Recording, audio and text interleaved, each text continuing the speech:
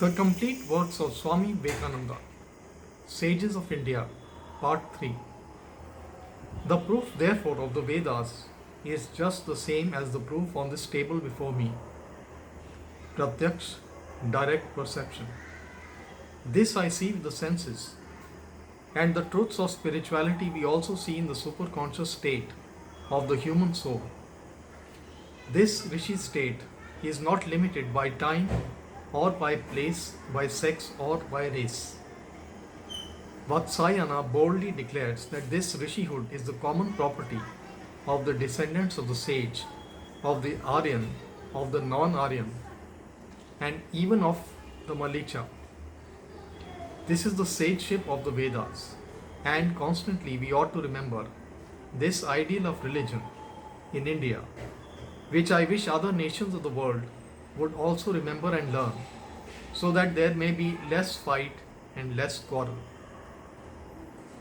Religion is not in the books, nor in theories, nor in dogmas, not even in talking or reasoning. It is being and becoming. My friends, until each one of you has become a rishi and come face to face with spiritual facts, religious life has not begun for you.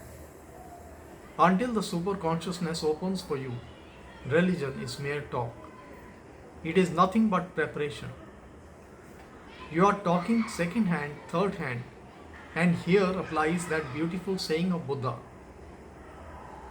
When he had a discussion with some Brahmins, they came discussing about the nature of Brahman, and the great sage asked, "Have you seen Brahman?" "No," said the Brahmin. "Or your father?" "No, neither has he." "Or your grandfather?" "I don't think so." My friend, how can you discuss about a person whom your father and your grandfather never saw and try to put each other down?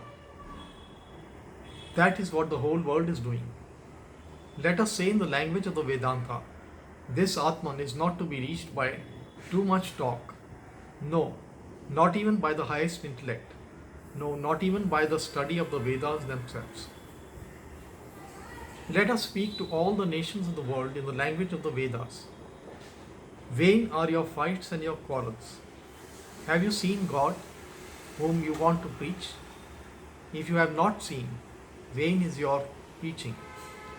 You do not know what to say, and if you have seen God, you will not quarrel. Your face will shine. An ancient sage of the Upanishads sent his son out to learn about Brahman. And the child came back and the father asked, "What have you learnt?" The child replied he had learnt so many sciences. And the father said, "That is nothing, go back." And the son went back, and when he returned, the father asked the same question. And the same answer came from the child. Once more he had to go back. And the next time he came, his old face was shining, and his father stood up and declared, "I today, my child, your face shines like a knower of the Brahman." When you have known God, your very face will be changed, your voice will be changed, your whole appearance will be changed. You will be a blessing to the mankind. None will be able to resist the Rishi. This is the Rishihood, the ideal of our religion.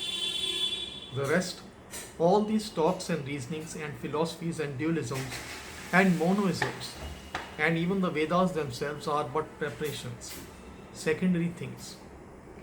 The other is primary. The Vedas, grammar, astronomy, etc. All these are secondary. That is supreme knowledge which makes us realize the unchangeable one. Those who realized are the sages whom we find in the Vedas. And we understand how this Rishi is the name of a type of a class which every one of us as true Hindus is expected to become at some period of our life.